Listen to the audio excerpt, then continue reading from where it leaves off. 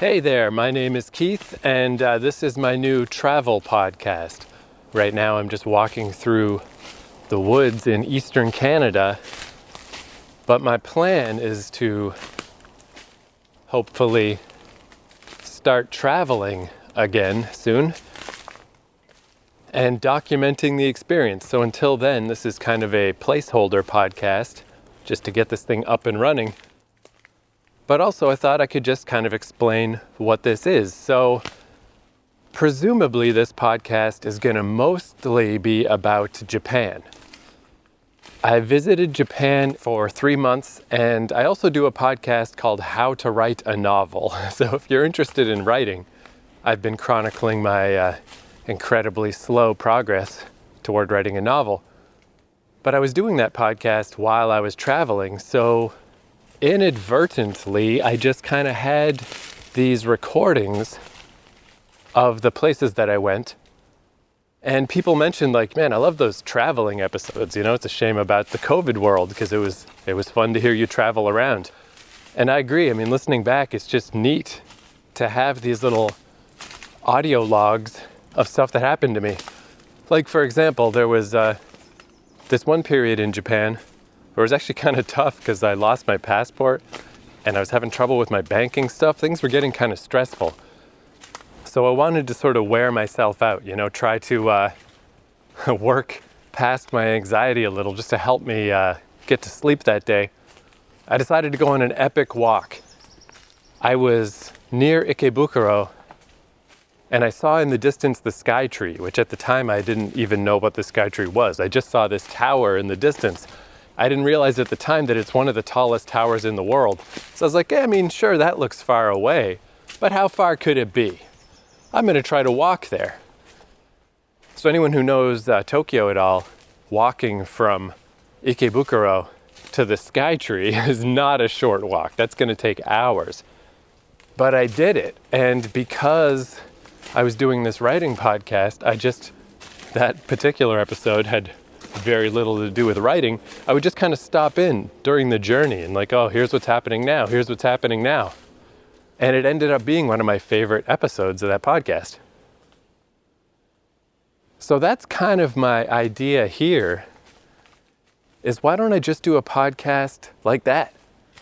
Just wherever I happen to be walking that day, just do a little audio journal of it. Because, you know, these days it's not too hard to take video. You know, you get a gimbal for your phone and things look all professional. There's lots of video of people just walking around different cities. So, I mean, it wouldn't be that tough for me to do that. But I feel like this podcast is going to be very random. Like I'm just going to stop in and sort of present little different moments. So if there was video, I feel like it would just be sort of disjointed and kind of weird. And I'm just really not a video guy. I really like audio. And I think this is a bit of a unique project maybe. Because I don't know how many other podcasts there are that are going to be like this. Where you can just listen to a guy talk about walking around in this other country.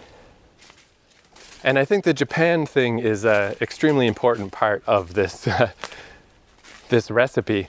Because I was thinking how, like, oh, there's like cool places I found in Montreal or in Vancouver that, you know, I could do a little podcast about. But it would be weird because I'd just be describing, like, so I'm down on the beach and there's rocks and there's sky and there's clouds and trees and, you know. It maybe would seem a little pointless, where there's just something about Japan that even though that's exactly what I'll be doing in Japan, it won't be any different. But I'll be describing rocks and trees and sky and clouds in Japan. And I'm just going to admit straight up that I'm one of those guys who just thinks Japan is cool. All this kind of normal stuff just seems more exciting because it's Japan. You know, like when I grew up, obviously video games are really heavily weighted toward Japan. I read manga, I watched anime. I always had a lot of Japanese pop culture in my life.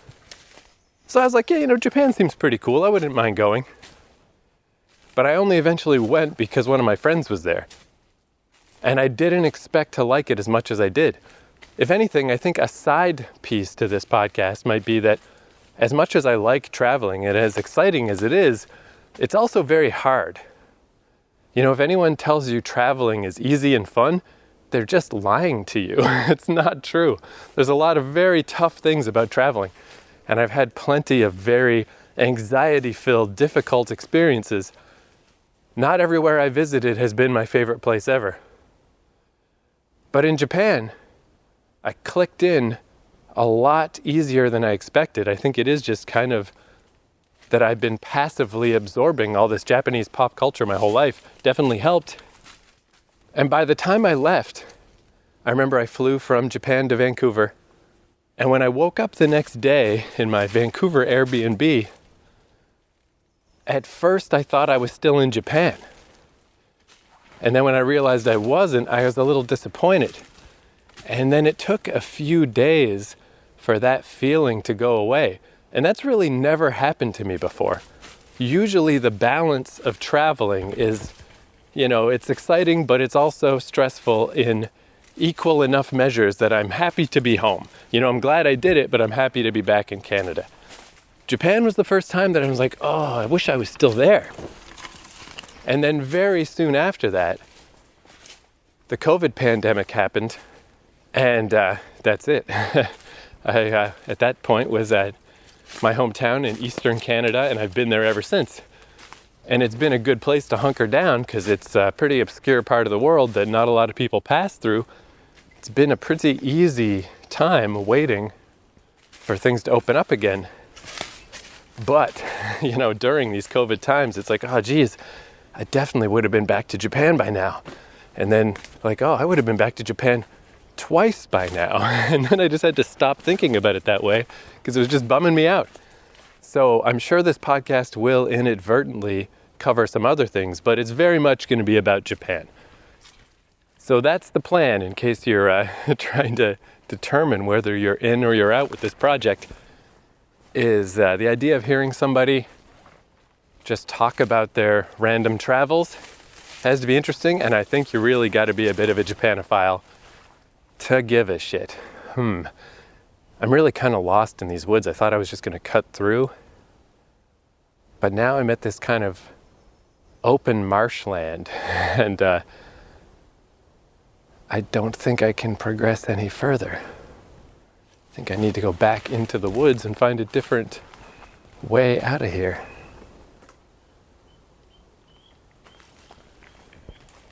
But yeah, my plan is I want to get out of Eastern Canada before it snows again. You know, my plans are pretty vague, but I thought this would be a good way to direct things. Try to avoid the snow. Start making my way west across Canada. But then Christmas is generally a weirdly downbeat time of year to be traveling by yourself. So I really don't want to spend Christmas in some random Canadian city. I've done that plenty of times. But since I will have just left my hometown, it's too soon to come back. So the next goal is get to Japan before Christmas. When I visited Japan last time, it was the height of summer. So this time will be the opposite end of the calendar year. And I think that'll be cool. Because even just, I really do like just doing mundane stuff when I travel. Like, I don't go see stuff in particular. I just kind of wander around and see what happens, see what the place feels like. And one of the things about Japan was the drink machines. I love it. I love how there's just drink machines everywhere and public washrooms everywhere. So you just buy little cans of coffee and walk through the endlessness of Tokyo. You can do that all day. And you'll never have to worry that you can't find a drink machine. And then when you got to drain that coffee, you'll never have to worry that you won't find a washroom. It's perfectly laid out to just walk forever. But I would see the parts of the drink machine that in the wintertime have warm drinks. And I was like, oh, that would be so great. Can you imagine how awesome that would be to get a little hot tea or a hot can of corn soup or something from the vending machine. Like it's just a tiny little thing, but I'm really looking forward to that. That's going to be great. So walking around Japan in the wintertime is my plan. But it'll be a little while before this plan kicks off. So like I said, this is just an introductory episode. So I thought to introduce myself a little, first I guess I'll say the way that I'm able to do this, that I'm just able to travel around and wander, is I have some inheritance money. So I'll just say that up front. It would be super cool if I figured out some way to work remotely so that I was making money while I travel, but I'm not. I got inheritance money, but I also really try to be frugal when I travel.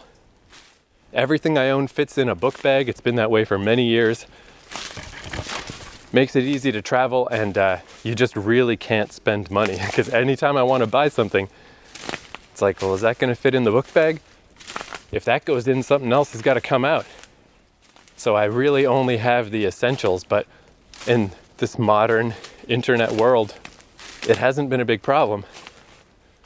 And I really like just finding cheap flights and cheap Airbnbs, because sometimes you really just have some neat, unexpected experiences that can be really great for a lot less money than you might expect.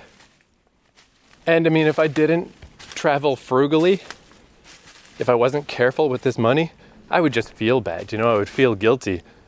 My forebearers who worked much harder than I had to work to make that money, I would feel really bad if I just wasted it on stuff. So I am going to spend it traveling the world, but I'm going to try to do it in an inexpensive way. So I'll chronicle that as I go as well. But I thought what I might do for this first episode, I did think during COVID, during lockdown, I kind of thought like maybe I should kick this podcast off and just recount things that I did. Let's just talk about stuff that I did previously on other trips, because that's what I spent a lot of this COVID time doing, is just daydreaming and remembering like, oh yeah, I remember when I went to this place and I went to that place and I saw this and I saw that. But it's a very abstract thing. Like I was saying, it's like I don't know how valuable it is to describe this stuff at all, but it'll surely be more compelling if I'm actually there, if you're actually hearing the sounds of the place around me. Just trying to describe stuff that I did 3 years ago, I was like, I don't think so. I think that's a little too abstract. So we'll hold off till I'm actually traveling again.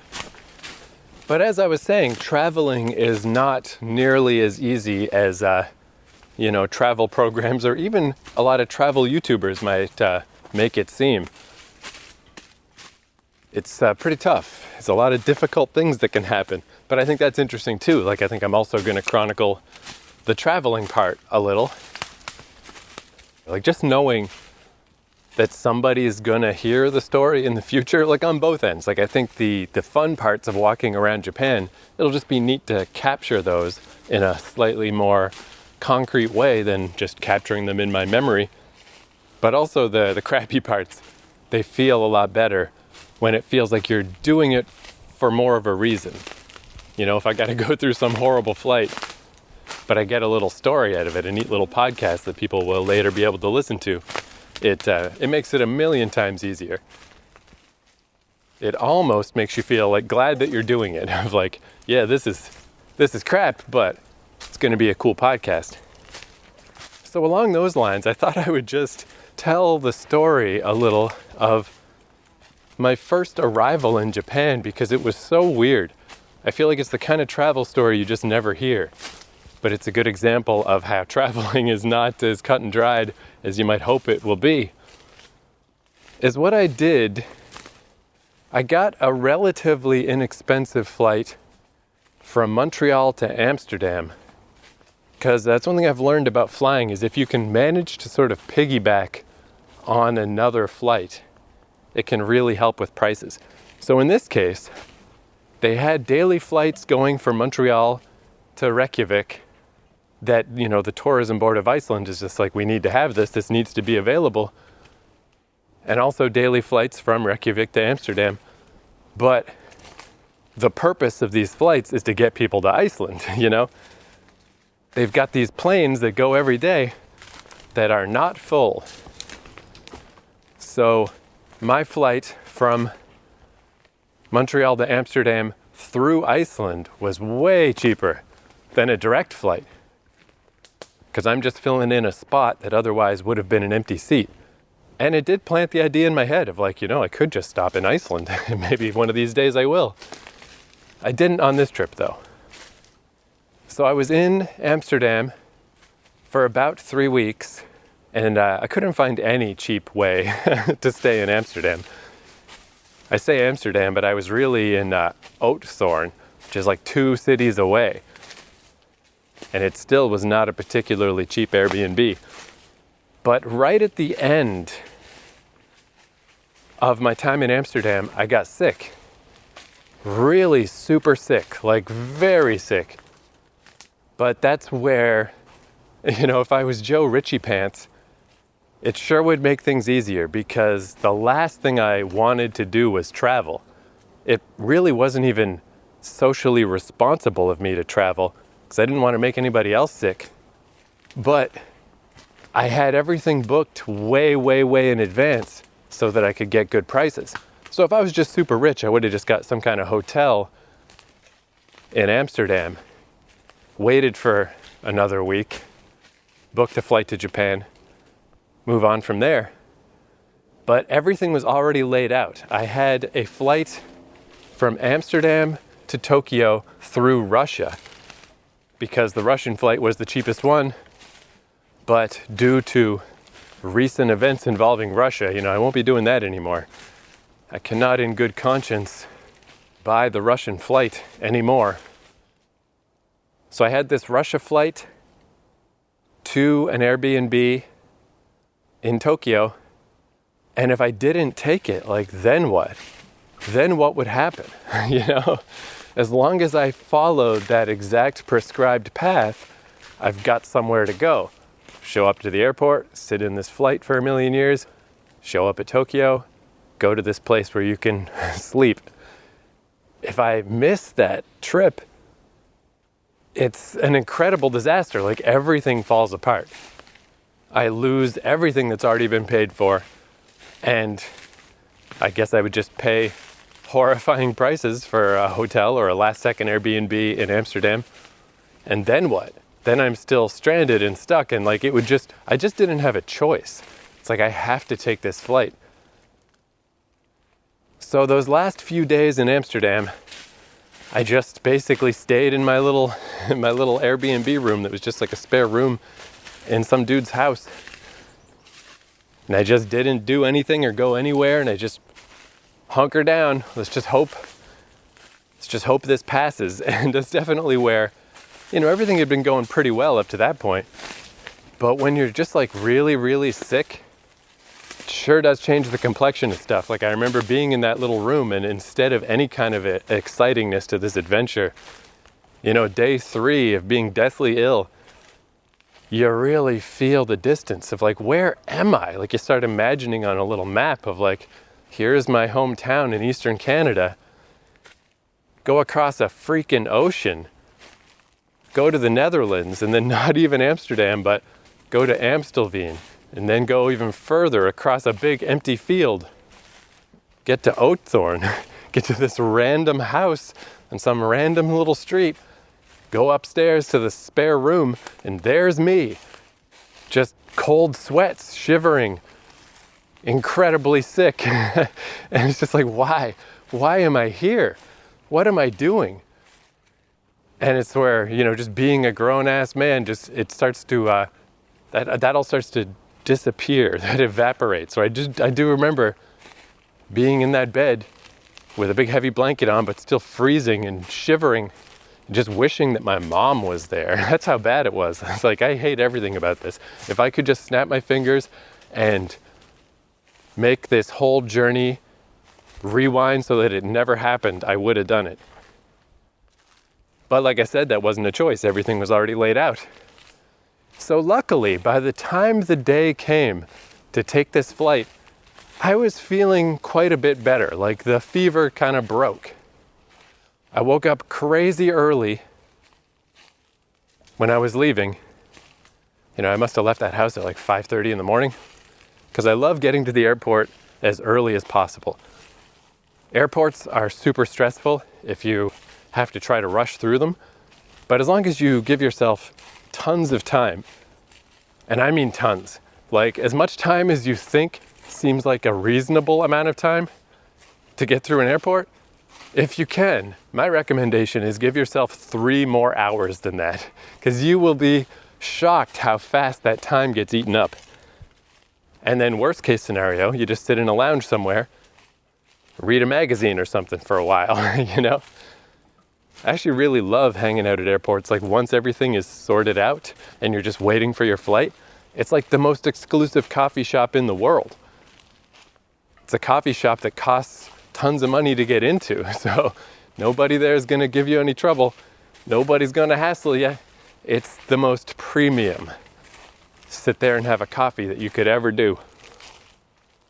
So I got up super early, took the regional bus from Outthorn through Amstelveen to the edge of Amsterdam.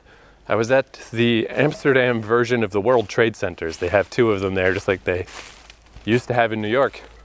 And I always like that place because the Netherlands has a weird washroom culture. Like just finding open washrooms is surprisingly hard. I think it's going away a lot these days, but they still have a certain like pay for the bathroom mentality going on. So I really liked these World Trade Centers because they just had a washroom you could go to. And sorry to get slightly graphic, but again, this is just a part of what makes traveling a weird, difficult thing to do. I stopped into this washroom and I just had incredible amounts of diarrhea. Like I think that was the next step in my sickness, is I wasn't coughing, my nose wasn't really running, I wasn't visibly like sick anymore, but the next step was diarrhea. And yeah, it was to a degree that it's like, this is not good. This cannot be a good thing. This doesn't feel at all normal, even by, just having diarrhea standards. And basically I stopped at every possible washroom, at every stage I could on the way to the airport. And from the time that I woke up until I finally got on that plane, I had to go to the washroom about 7 times. Like, yet again, there's nothing I wanted more than to call this journey off. Can we please not do this today? Like, I am not ready to do this. But I had no choice. But I remember, just small miracles, I guess, when I finally got to the very last step before we got on this plane. Like, I still didn't feel good. I really felt like, try not to make any sudden movements, try not to do anything to make my stomach rumble. Just trying to take everything as carefully as possible. But everything finally slowed down to the point where I didn't go to the washroom anymore. But while I was waiting for the final boarding, I hopped on the airport Wi-Fi, and I don't know, because there's this thing that's just, again, I'm sorry about getting graphic again, but this just made me think of this. There's this period in life where things kind of tip over, where when you're younger, you have a lot of close calls of like, oh man, I got to get home sooner, it's going to be trouble. But you just always do. You're like, wow, that was a close one, but I got home in time. I didn't like poop myself, And then there hit a point when I was like in my mid-30s where there's that time where maybe you were like out drinking the day before and you're real sick, or just enough things are going wrong that you don't make it home.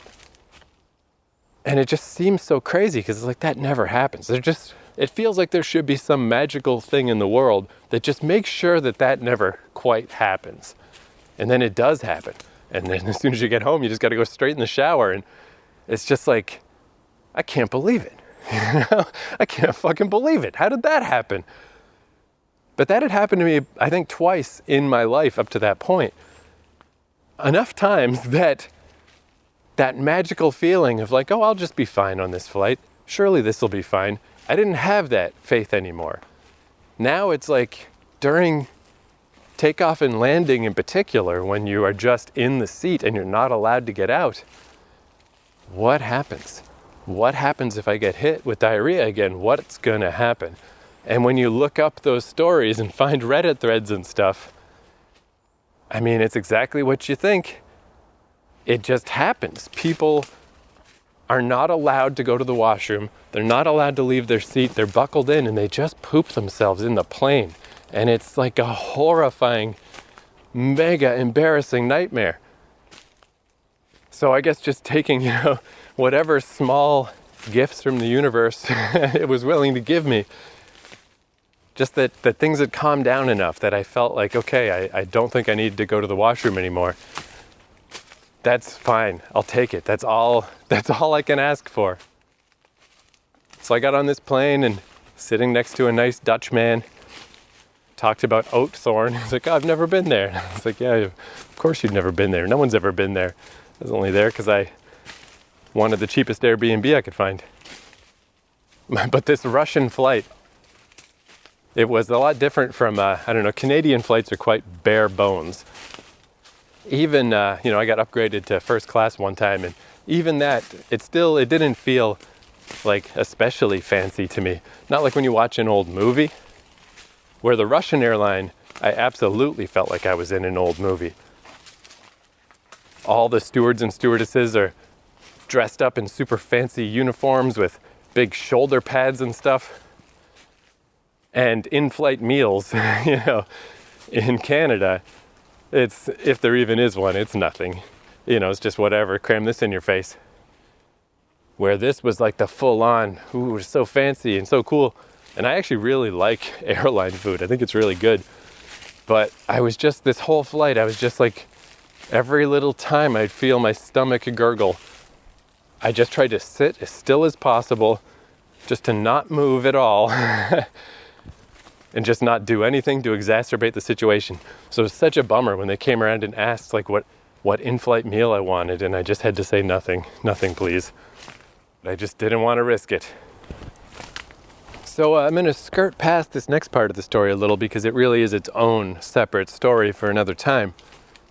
But I learned that if you're getting connecting flights, similar to what I was saying about just getting to the airport early, try not to get connecting flights that give you very little time to connect. The more time, the merrier. Because we got to the airport in Moscow, the big major one, its name I'm not remembering right now.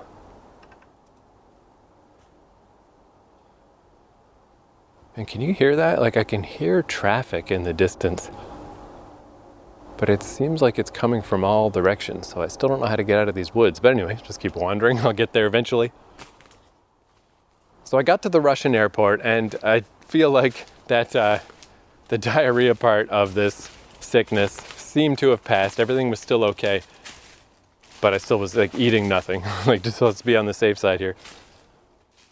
But that airport is enormous. It's so fucking big.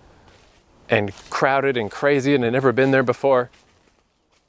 And just the way this flight was lined up, there was no hope ever of me making this connection. Oh yeah, we were a bit late leaving Amsterdam as well. So at least on the plus side, it wasn't at all my fault that I didn't make the connection.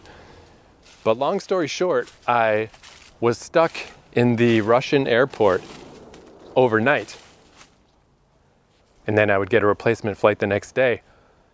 And I was actually really happy about that because I was like, again, just really not feeling confident in my physical state. I was like, yeah, I don't want to get on this really long flight to Tokyo right now. If I can take another day off, chill in some Russian airport hotel, that is perfect. That sounds amazing. But I did not expect the Russian bureaucracy to be so insanely inefficient. Everything in triplicate, everything as slow as possible. It was hours and hours and hours. I got there, early afternoon. Things didn't get sorted out for my little group of people. There was a bunch of us too.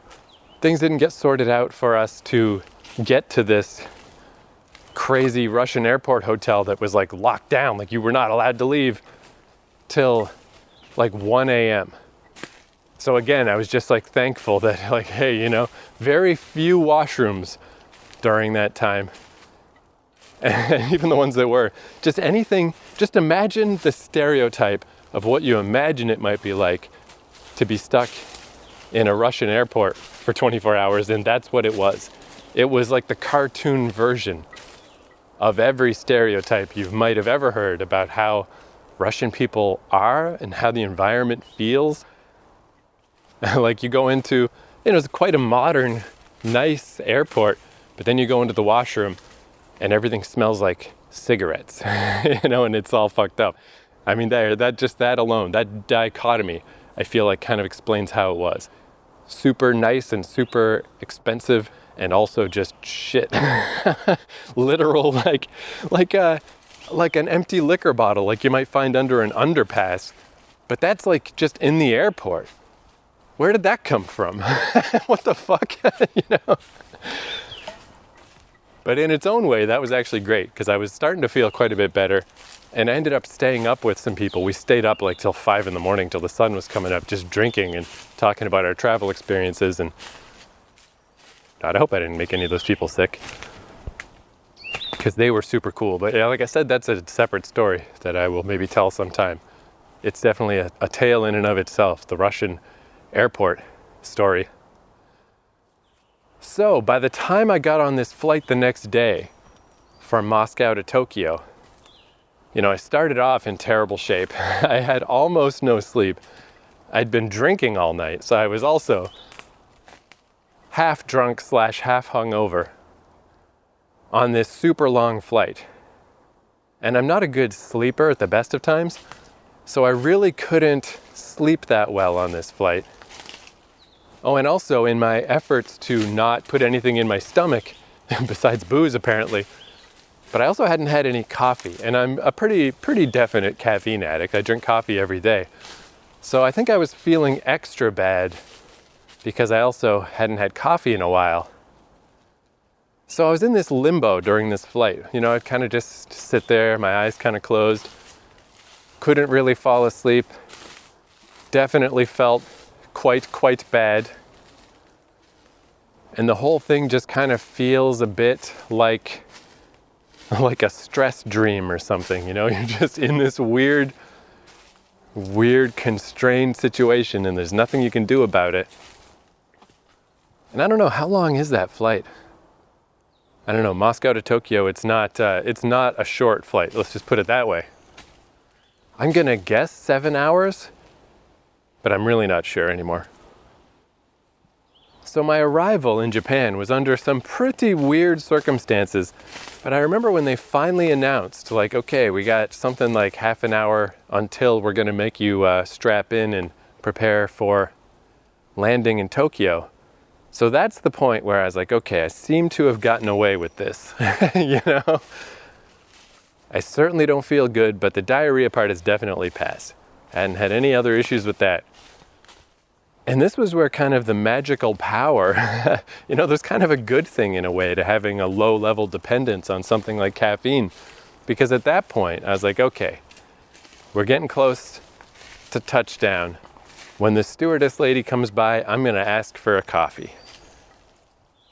So I got that coffee, I drank that thing down, and it's just like, it was incredible how much everything changed, how my feelings just turned 180. Because instead of just trying to tolerate this journey, like I was like, you know, I felt like I had been clinging on to the edge of a capsized ship, you know, I'm just floating through the sea and I'm just hoping I get to safety on the other end. Knowing that I was almost at the other end, and having that caffeine hit my system, having that coffee on an empty stomach, and you know, I hadn't had any coffee in a couple of days, having that hit my bloodstream, man, I felt better. I just was like, boom, I'm awake now. And then I remember I was in the washroom just to take a pee or whatever, just looking in the mirror, and I was like, yeah, I made it. Man, I feel so much better. All of that crazy shit that just happened, like we made it through that. So in a weird way, my actual descent into Tokyo was way more exciting than it normally would have been because I just felt so relatively bad the whole time on the way there. And then, that coffee, boom, and I'm just like, oh yeah, this is gonna be so good. And then I'll tell you the story of landing in Tokyo, but I think I'm gonna save that because I've been wandering around these woods for way too long. I need to figure out what's actually happening, where I actually am. I gotta get out of here. So the podcast will continue right now, but I'm gonna take a little break. I'm not quite sure how I'm gonna handle that in the podcast proper, because this will probably happen a bunch once I do the episodes from actual Japan. It'll be like a little, I'll stitch together a bunch of little moments of like, oh, here's what happened today. But I'm not sure how I should delineate that time has passed. Maybe I just won't. I'll just have this ambient sound fade into the ambient sound of the next recording session. And I'll just say, hey, now it's later. All right, I'll see you right now.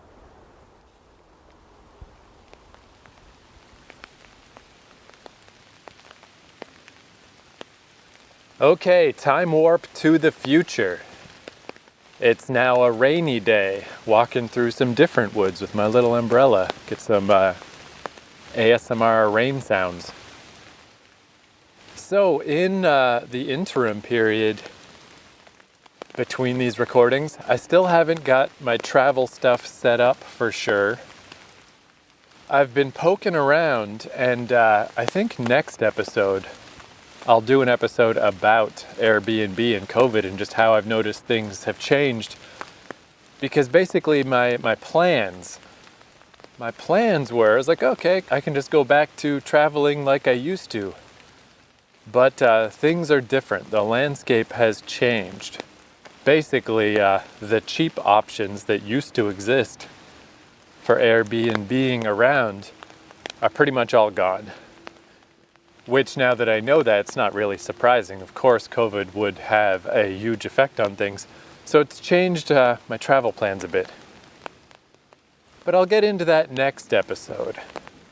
For now, let's finish this slightly odd tale of the time I visited Japan for my first time in 2019 and how I was sick when I arrived.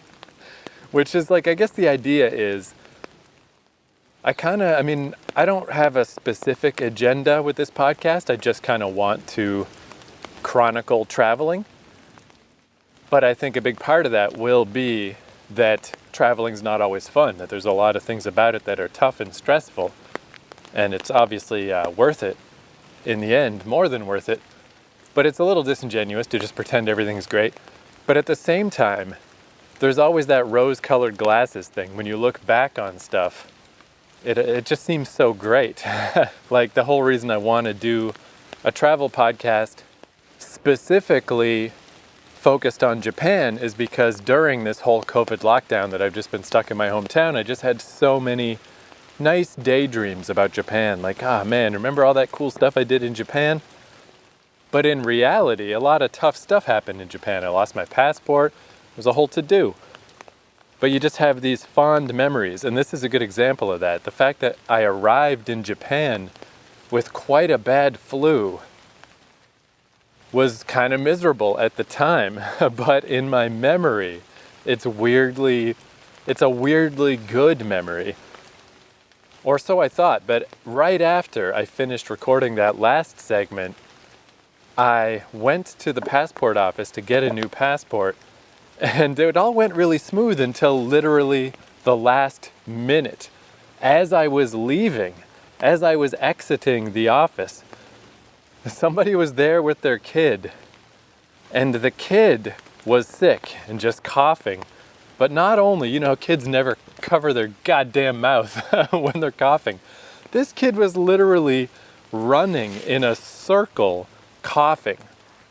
It was like a sprinkler system that was spraying germs everywhere. And I was like, unfucking believable. First off, it's a shame that North America learned nothing about masks during COVID. Because in 2019, I do admit I found the masks a little odd in Japan because that's just not something we were doing at the time. It's like, it seemed strange to me. It's like, if you're sick, maybe you should probably just stay home, right? But obviously the Japanese work culture, staying home is not so much an option. And it's just normalized for them to wear a mask, like they would wear masks just for whatever reason. Maybe you're just shy. Maybe you got a lot of pimples that day. Maybe you just want to wear a mask. It's just not weird. Where for us it was, until all of a sudden in 2020, COVID was everywhere. And suddenly wearing a mask was very normal in North America. So I kind of hoped we would maintain some of that, right? Like, it would be nice if North America held on just to mask culture a little, so that if you were sick, put on a mask. Or for example, if you've got some kid and you just absolutely have to go to the fucking passport office that day with your sick kid, you just somehow have no other option, man, whip a fucking mask on that kid. If that kid's just gonna run around being a germ bomb, put a mask on him. But no, I'm afraid not. North America, as soon as it was decreed that, okay, now it's okay to stop wearing masks again, we went back to 100% never wearing masks again. It's all in or all out with us, unfortunately. But anyway, I was like, there's no way, right?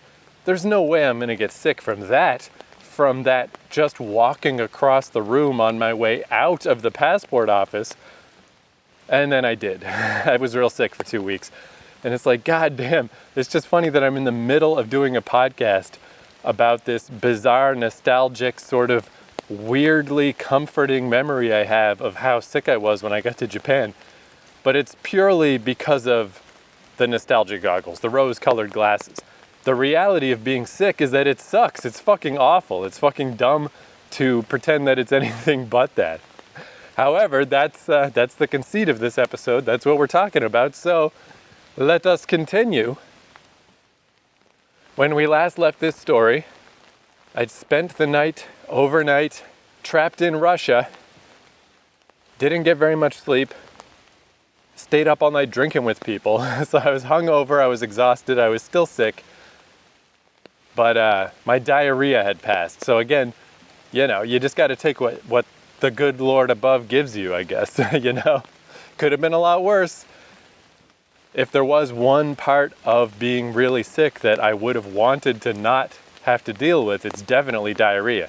So hey, at least that part had passed. Could have been worse. So I drank the coffee with all the sugar in it, and the caffeine is hitting me, the sugar's hitting me, and just the excitement of like, we're finally almost there after all this crazy shit. After this miserable traveling and being sick and getting stuck an extra day in Russia and all this weird crap, we're almost there. And I just remember feeling so good. Like I bounced from a 2 out of 10 to a fucking 9 out of 10. I was just like, this is so exciting. This feels so good. And I mean, I knew it wouldn't necessarily last, but man, I just felt so great in that moment. I just remember so clearly staring at myself in that mirror and just being like, fuck yeah, man, fuck yeah. All of my misery washed away. And then landing in Japan, I guess the first thing I noticed is it's surprising how much you can kind of gauge about a culture even just from the airport. Russia, it's just like, you could just tell from the airport. Everyone was, I mean, it's a whole separate story, but everybody was mean, unhappy, completely, like no one had any personal efficacy. Everyone was just waiting for someone else to tell them what to do. Everything needed to be checked, triplicate. It just felt like an entire airport full of like children that are in a bad mood, that are running the place. Russia fucking sucked. Whereas Japan, immediately, I was just surprised by how friendly and how nice the customs agent was. And this is where I do feel like maybe, I don't know if Japanese people would feel any kinship whatsoever with Canadians. Maybe we're not polite enough, you know? Maybe to them Canadians are a little too much like Americans. But from my perspective, I mean, the cliche about Canadians is that we're friendly and we're nice and we're polite. And it's generally true. And it's not easy to do. It really is one of those things that it kind of needs to be culturally ingrained in you, because it's everyone has bad days. Everyone gets frustrated. Everyone has stress in social situations. The Canadian superpower that's kind of drilled into the vast majority of us is that the first time somebody offends you, you take the hit. You just pretend you didn't notice. And the second time, you take the hit and you pretend you didn't notice.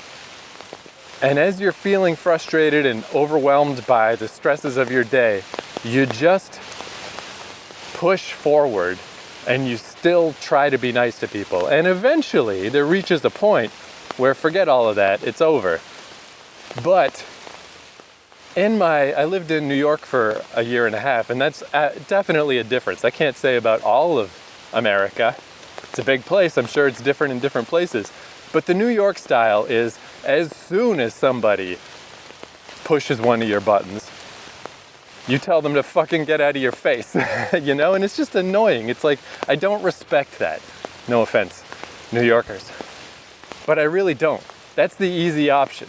That's the only way for society to get along with each other and for things to run smoothly is you got to absorb those first few hits. You got to take the insult. You got to take the stress. You got to take the fact that someone else is stepping on your toes, and you just got to pretend it didn't happen. At least at first. That's the Canadian way. And I felt that in Japan so much more clearly. Then again, it's not like I'm extremely well traveled. I've been to New York, I've been to Amsterdam, I've been all over Canada. That's really it. But I recognized that extra effort to be polite in Japan, and I greatly appreciated it, especially given the state I was in. That I was just running on fumes on this long-ass trip. It was so nice too. It was a lady who was my customs lady. There was a guy and a lady. I'm not sure what the difference between them was. But just when I explained, I would like to stay for the 90 days, and that was no problem. And they asked what my plans were, and I was like, I'm, going to be in Tokyo, but then I'm going to Fukuoka to visit my friend. And yeah, when I said I was going to Fukuoka, the lady seemed very, genuinely, enthused. Oh man, you don't hear that all the time. Fukuoka, great, I hope you like it. I really got the feeling like she was glad that I wasn't just gonna go to Tokyo, go to Kyoto, I was gonna go see more of the country. And it really did seem like the vibe I got was yeah, cool, Japan's awesome and it's beautiful, and I'm glad you're seeing some more of it. Which we'll get into as this podcast goes on, but I was glad also. I never would have, except that my friend was already there, It all worked out pretty well. But yeah, that was very nice. I was already feeling very, a lot more comfortable in Japan within minutes of being there than I felt certainly in Russia, but even in Amsterdam, where I just sort of never quite felt like I fit in, despite being a tall white guy.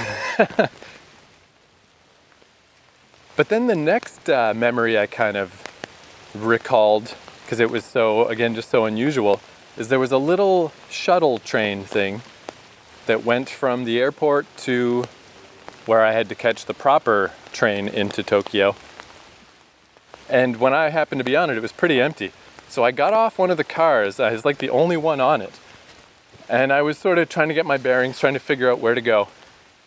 And I saw a guy come to clean the little subway car I'd been on. And, he went in, he did the quick little sweep up. There wasn't really much to clean up, but he just made sure everything was okay. And then as he left, even though there was no one else around, and he did not know that I was slyly watching him, he exited and he bowed toward the subway car, and then he left. And I do have to admit that was a little eerie, because obviously I'm familiar to some degree with Japanese culture. And one of the big differences I felt between North America and, say, the Netherlands was, the difference between an individualistic society and more of a collectivist society. And obviously all this stuff runs on a spectrum. America is more individualistic than Canada. Canada is more individualistic than the Netherlands. But the Netherlands is more individualistic than Japan, Like, I just could not imagine. I'm trying to imagine myself. Like, say I've got that job. Say I'm the janitor guy. Not the worst job in the world. I could see doing that. However, kind of a boring job. I would want to have headphones in. I would want to be listening to a podcast or something while I cleaned up the trains. That would obviously not fly at all in Japan. And the idea of giving the bow to the empty train car, I could not imagine doing that literally even one time. I just wouldn't. I wouldn't take that job. I'd be like, that's a weird thing for you to ask me to do, and I'm not going to do it, Whereas in Japan, the guy just did it. And it was my first time, because again, I knew about these things, you hear about them, but it was my first time seeing it in the flesh. And it did just immediately, it just felt kind of crazy, kind of wrong. It's just like, whoa, like what does that suggest?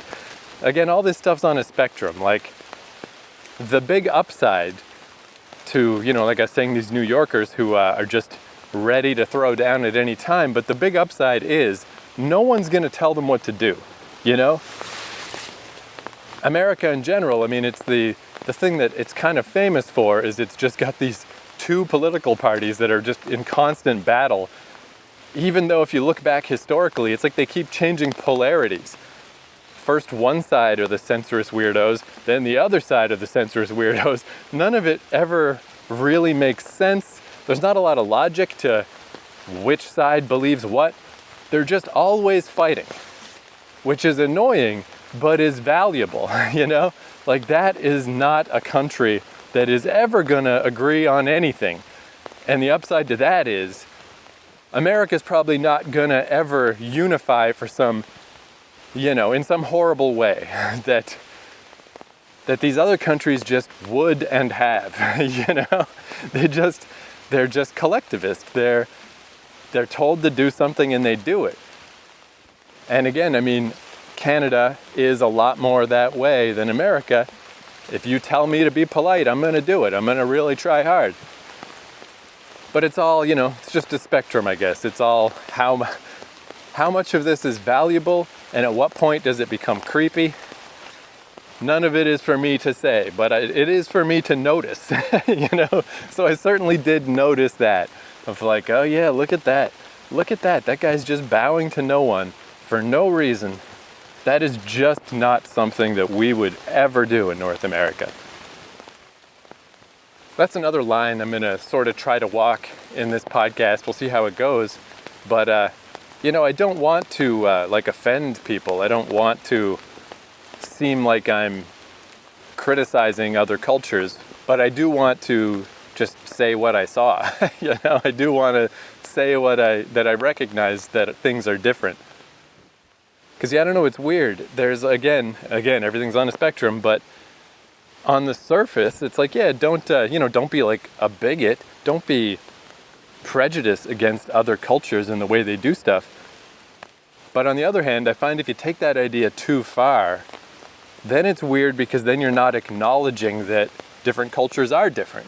You're just like eradicating the very truth that that's the point of a different culture, is that it's not like your culture. So I don't know, I'm going to try to walk the line.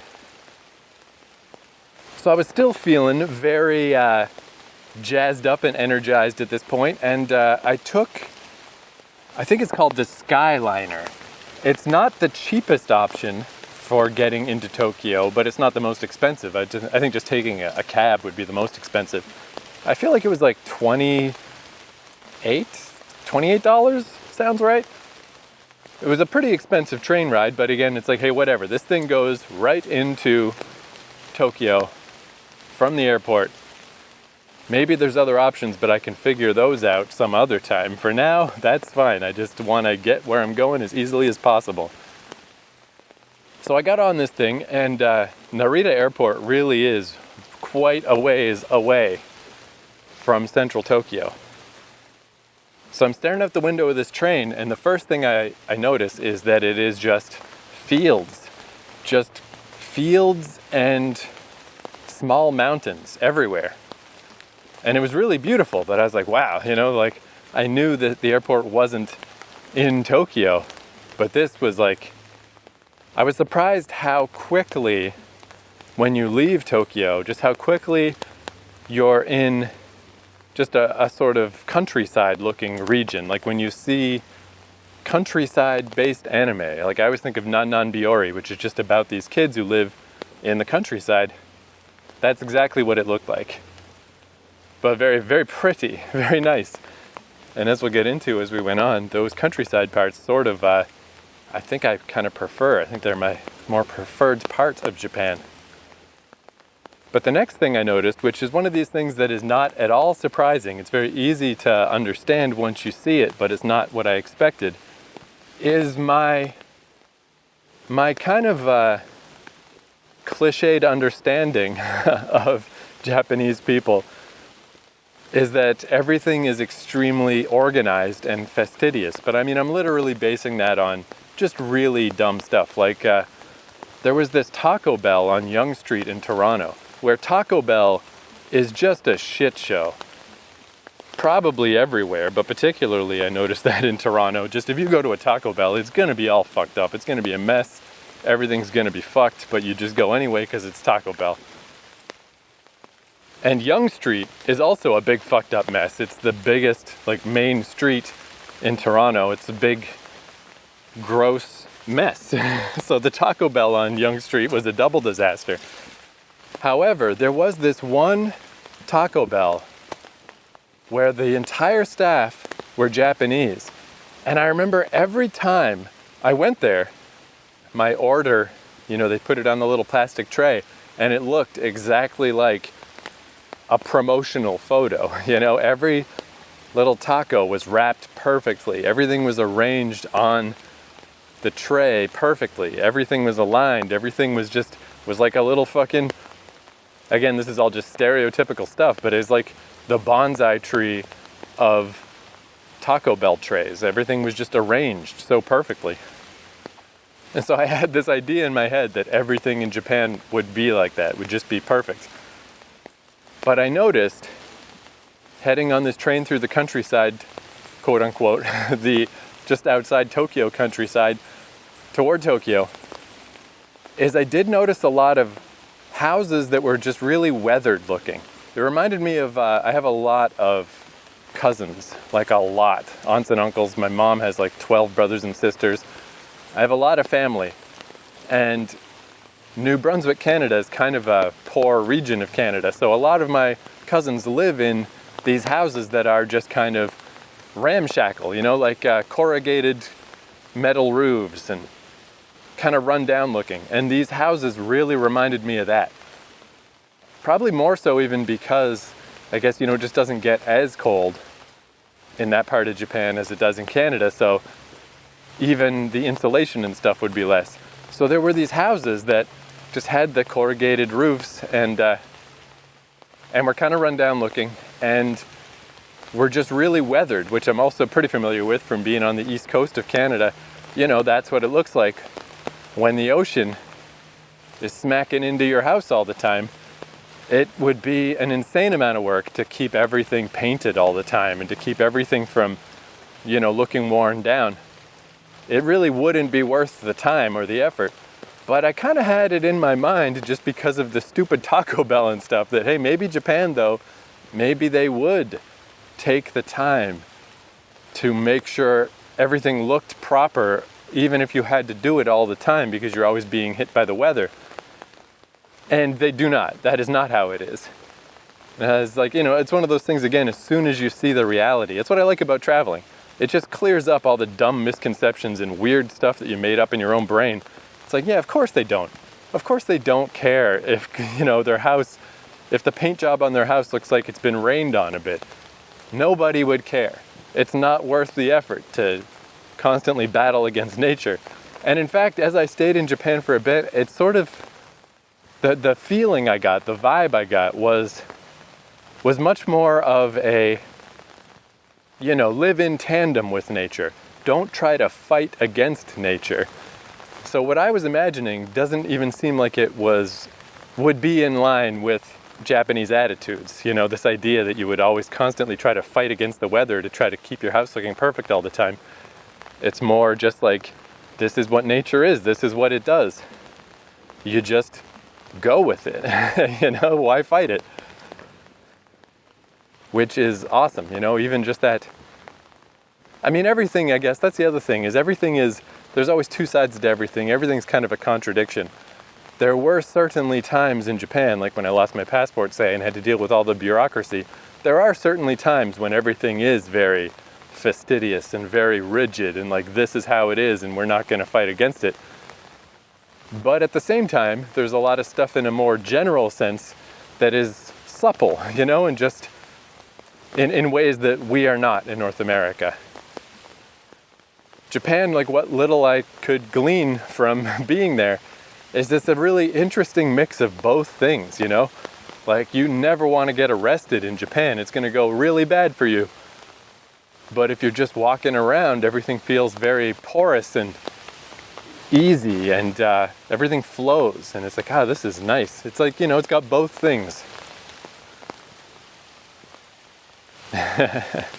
This really is and again, hey, why fight it? Just be what you are. But talk about your stereotypical podcast, right? Like, white North American guy with very vague, virtually no understanding whatsoever of Asian culture talks about how cool Asian culture is. I feel like I'm like one of those kids in the 70s when the kung fu craze was big that like doesn't wear shoes and is just like, yeah.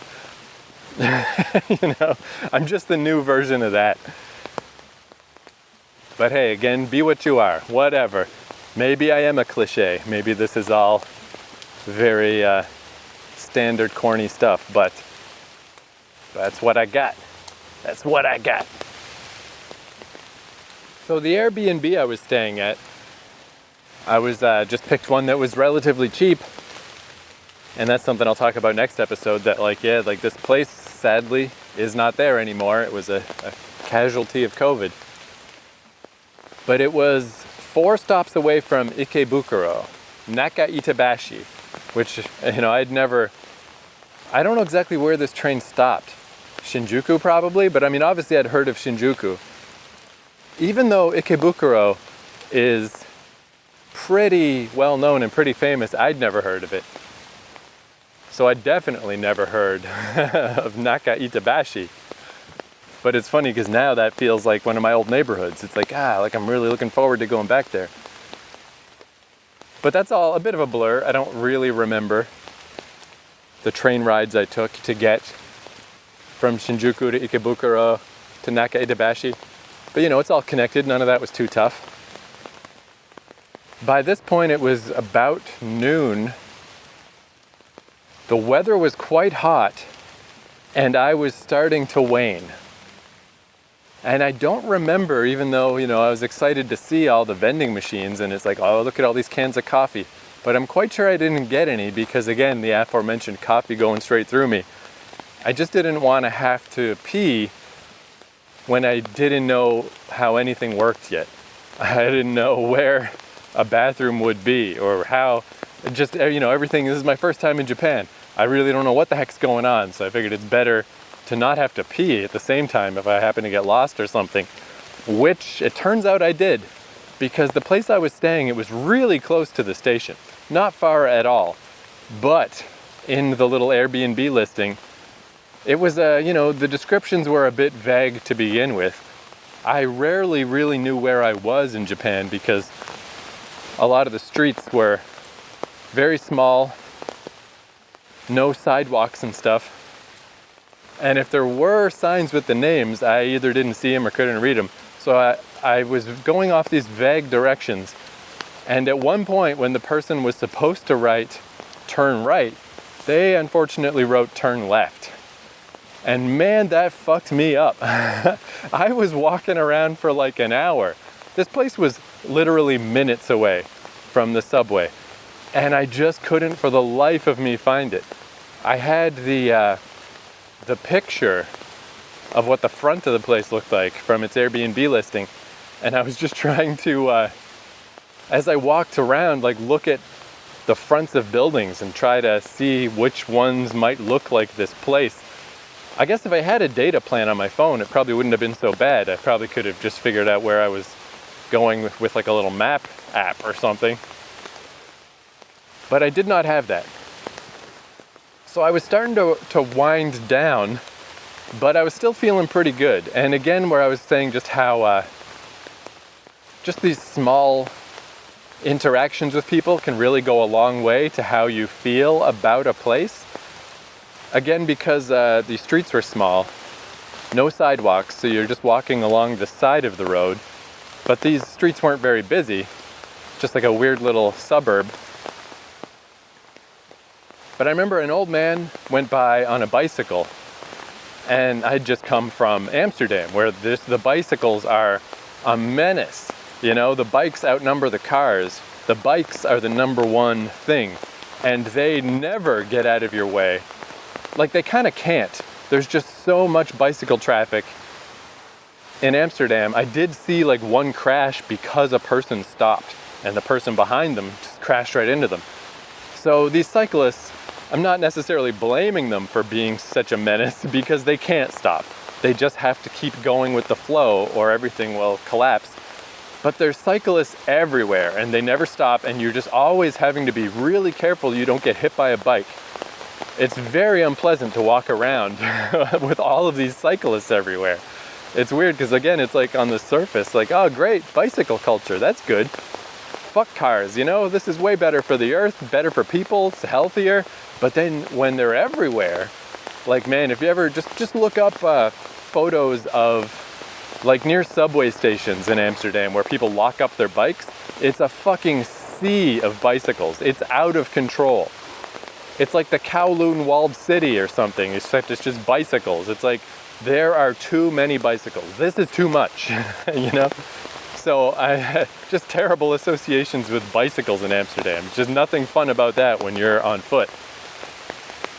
So just that this old man, you know, I stepped out of his way, and he gave me a nice smile and a nod as he biked by. And I was like, man, that's nice. Not only is the guy on the bicycle nice, but again, you kind of think if somebody is going to be rude to you, this has nothing to do with Japan. This is just a stereotype about old people. It's probably going to be an old person, right? Some old guy. If there's going to be anyone that's like, who are you? What are you doing here? Get out of here. Get out of my way, fucking tourist. You got to presume it would be an old man. And this old man was just so damn Canadian. That's what a Canadian would do. Give you a nice smile and a nod as he went by. So I was like, you know, even though I'm lost and I can't find my Airbnb right now, little things like that feels so good. You know, it's a quick side story. Again, because I found Amsterdam so dour and everyone's so closed off. I remember I was at this one park near Sloterdijk station, which is probably not how you say that, but there's this station in Amsterdam that looks like its name is Sloterdijk, and there's a park near there. And I remember I was like sitting on a fallen log and I was writing on my phone, because I just write fiction on my phone as I wander the earth. It's what I do. And I just remember this lady with her daughter just gave me a nice smile as they went by. And again, it's such a little thing. It happens every day in Canada. But that's the only time that ever happened when I was in the Netherlands. And no, that's not true. It happened one other time in central Amsterdam where I went to a Starbucks, and the girl working at the Starbucks was just very nice to me and very friendly. And it's just like the dumbest thing that I would never even normally remember or think to bring up, except that when it's the only times that happens, it really stands out. But so far, Japan was knocking it out of the park. I'd only been there that one day, and already people are just smiling up a storm at me. It's great.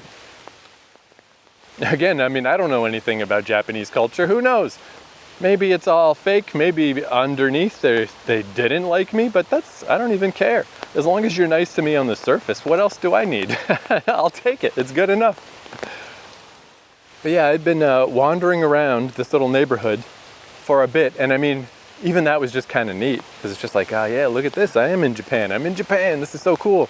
And this place was, like no building was really more than 2 or 3 floors. It wasn't like big time Shinjuku, Shibuya, Japan. This was nice and calm Japan. Still Tokyo, but everything was, a lot of buildings all compacted in. All the streets were quite narrow, but also just calm and cool and nice. And there was this cool ravine, which I'm sure I'll get into more, especially when I get back there. I crossed this little bridge over this ravine, which it turns out was the wrong way to go, but I was just getting desperate of like, maybe I'm misunderstanding something. What about over here? And I remember I had this weird plan where I saw my first other white people. It was this guy and this chick that were walking around, and I was like, well, if they're the only ones here, what if, turns out there's like a lot of different little hotels and different places to stay in that neighborhood. But I didn't know that, and I'm just trying to come up with a plan. I'm like, well, what if the place I'm staying is the only place? What if those people are staying where I'm staying? So I stayed like 2 blocks behind them, quite a ways away, so it didn't seem creepy. But I started following them, because I'm like, I don't know, maybe they know where to go. Maybe if I follow them, they'll take me where I'm trying to get to. But I followed them for a little while, and it was getting further and further away. It's clear they were just going somewhere else. And as I quickly learned in Japan, I mean, it is a homogenous society, but there's a lot of tourists. There's a lot of tourists. It was not at all weird to see some white people. But again, I just got there. I didn't know.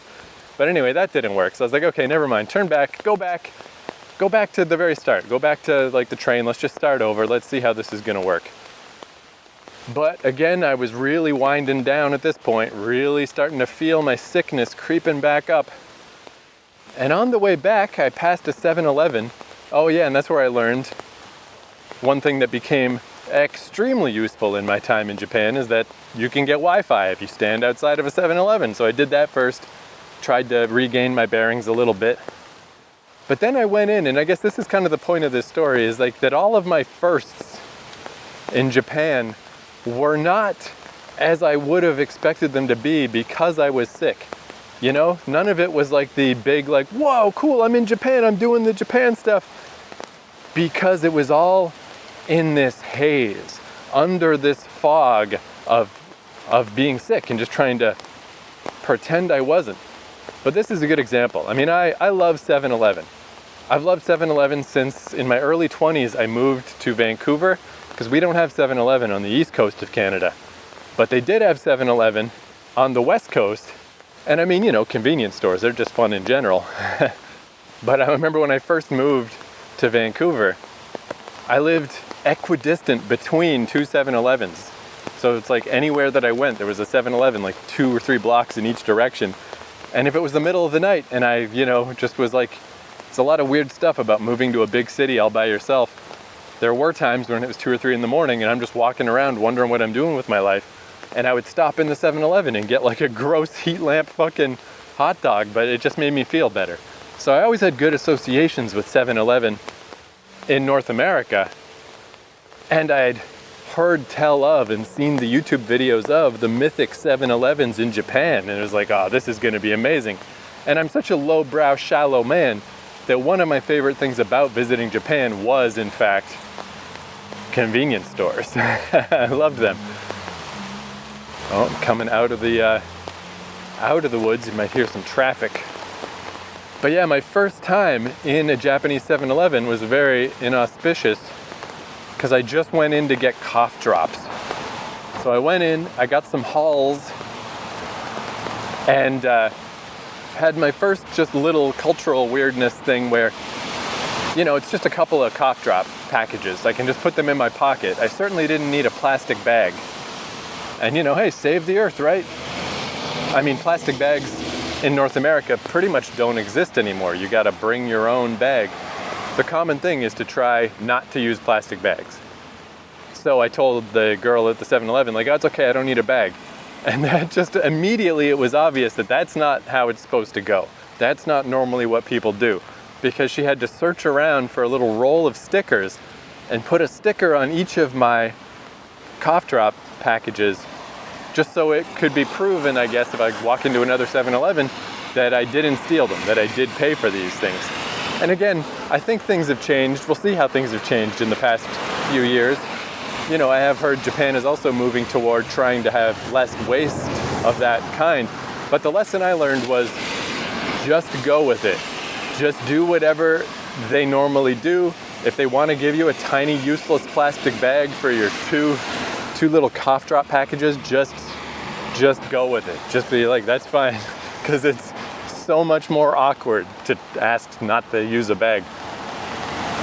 But I got my cough drops, and again, this is kind of like what I think is interesting about traveling. Hopefully you do as well, because this is actually very mundane, but this is kind of just the kind of thing I want to chronicle with this podcast, because it's the kind of thing I think is interesting, is just the little things that are different. I mean, I'd been to a ton of 7-Elevens in my life, but of course now I was in a Japanese 7-Eleven. It's different. Same thing with, Hall's cough drops. I didn't ever expect them to be different, but they were. It's the thing about traveling. It's like a remix of your normal life. I always get whatever the harshest cough drops are, like Fisherman's Friend here in Canada, or even with Halls, there's like these black Halls that are the really harsh ones. They didn't have the black ones. All they had were blue ones. But as soon as I put one of these things in my mouth, the whole texture was different. It didn't feel like a cough drop in my mouth. It felt like a piece of plastic. It was really smooth. And it did slowly dissolve in my mouth, but more slowly than a North American Halls. And again, I just love stuff like that. It's so, you just never know. The most normal thing that you never expect to be different is just different. And I don't know why. I even tried looking it up later. Like, is there some reason for this? What is this? Why is it this way? Who knows, man? No one knows. That's just how it is in Japan. But all right, I'm at the supermarket. Let's take a brief break. I'll be right back.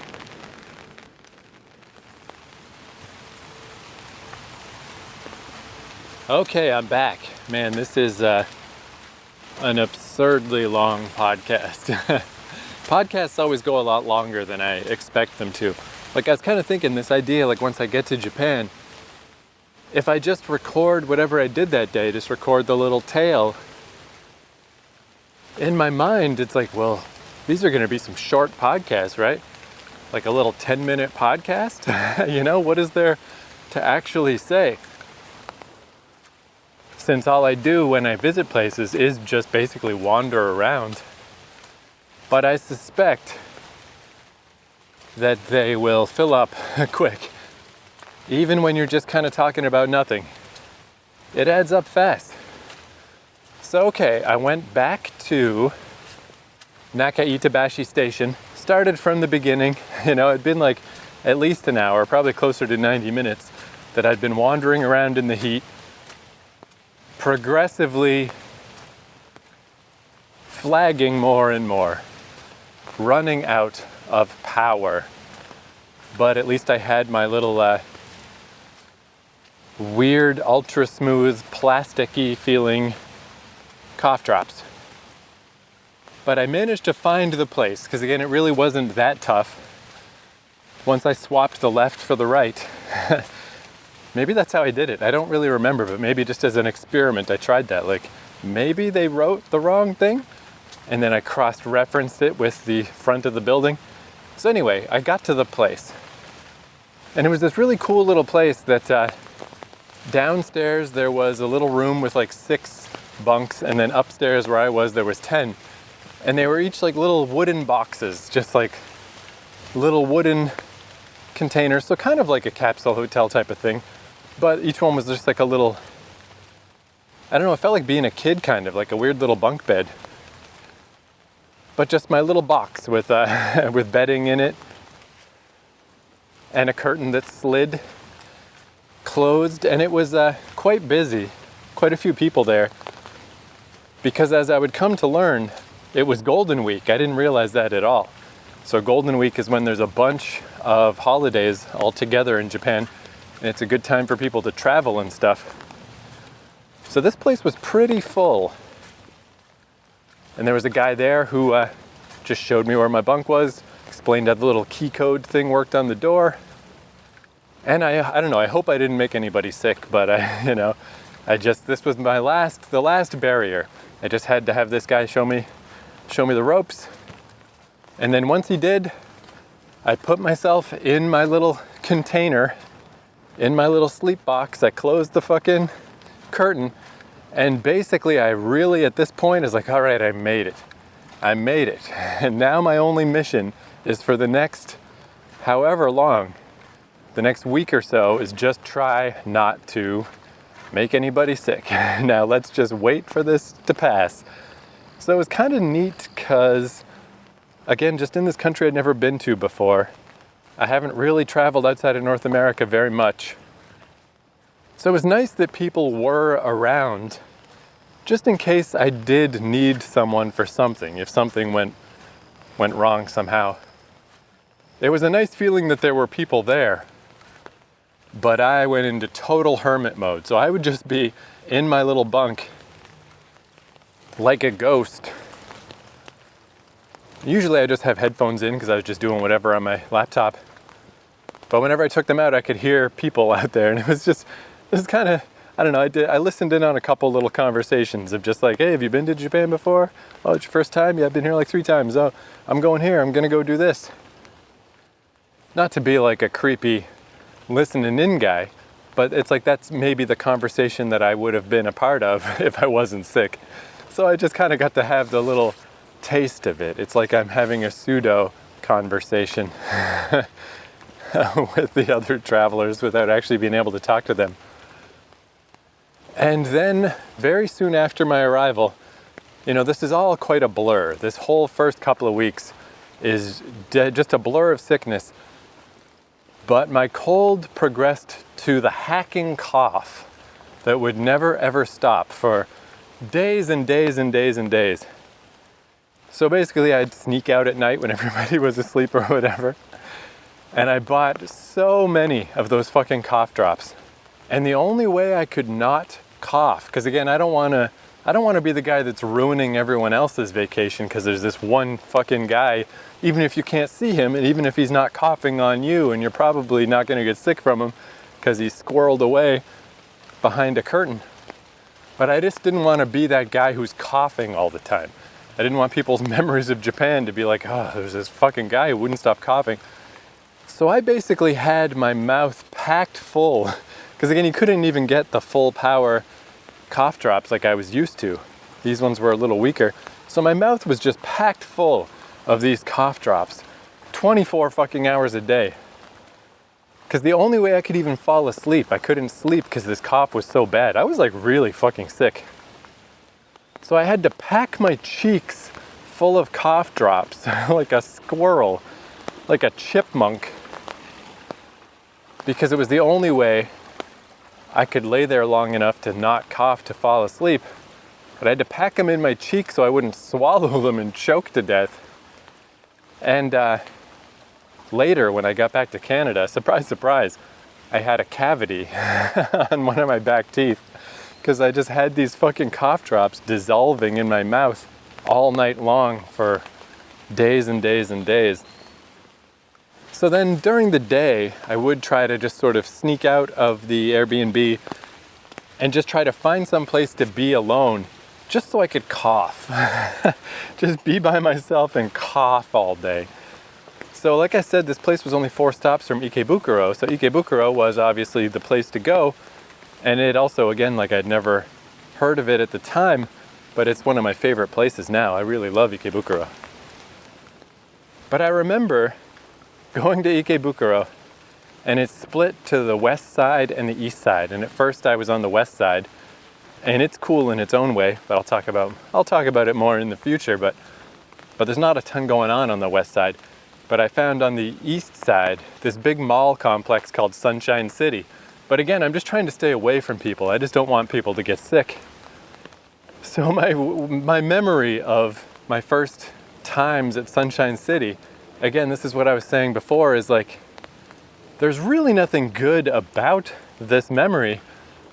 It's just a good memory because in hindsight, everything seems better. And because I'm not experiencing it directly anymore. So it just seems like an interesting, weird memory. Is I found this like loading bay where trucks would drive into the basement of Sunshine City to deliver stuff. So I just sat outside of the loading bay, because everybody who went by was in a vehicle. There was no foot traffic going anywhere near there. There was a little roof above me in case it was raining or whatever. And like, that's kind of what I did my first days in Japan, is I just sat outside the loading bay of Sunshine City, and I coughed and I coughed and I coughed and I coughed and I coughed and I coughed. Like, it was just out of control. It just would never stop. It was just the worst. But at least there I could just cough. I could just cough my head off and not be bothering anyone and not get anyone sick. And again, just such a perfect example of like, this is what traveling is really like, man. You know, the chances that everything is just going to go smoothly. It makes me so glad that I don't have to just like squeeze in trips. Like, I got a week off of work and like, got to make this week count. This is it, my 1 week in Japan. Like, man, that must be double stressful, because then what if something like this happens, you know? Whereas I have this weird thing where instead, you know, I gotta be frugal, so I gotta do weird stuff like take bizarre flights through Russia that get delayed. And if things do go wrong, I have zero ability to alter my plans in any way, because everything was pre-booked in the cheapest possible way, so I just gotta tough it out. But the good side is, I'm on my shoestring trip to Japan for the whole 90 days. The fact that I missed a day in Russia, no big deal. The fact that I missed a whole week and a half or something at the start from being sick, it's not that big a deal, it just doesn't matter. It's like, whew, thank goodness. Takes a lot of the stress off of traveling.